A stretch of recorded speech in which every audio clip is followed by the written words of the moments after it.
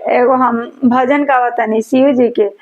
गुरु जी के संगवा में काथी काथी सोभे, गुरु जी के सथवा में सकाथी काथी सो, हाथों में डमरू शोभे, ए डमरू वाले हाथों में डमरू शोभे, ए डमरू वाले।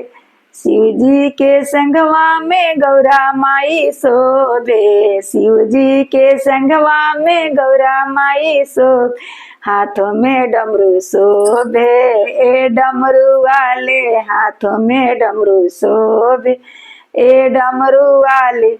शिव जी के जटवा में गंगा बोहे, शिव जी के जटवा में गंगा बोहे, हाथों में डमरू शोभे, ए डमरू वाले हाथों में डमरू शोभे, ए डमरू वाले गले में नाग शोभे, ए डमरू वाले।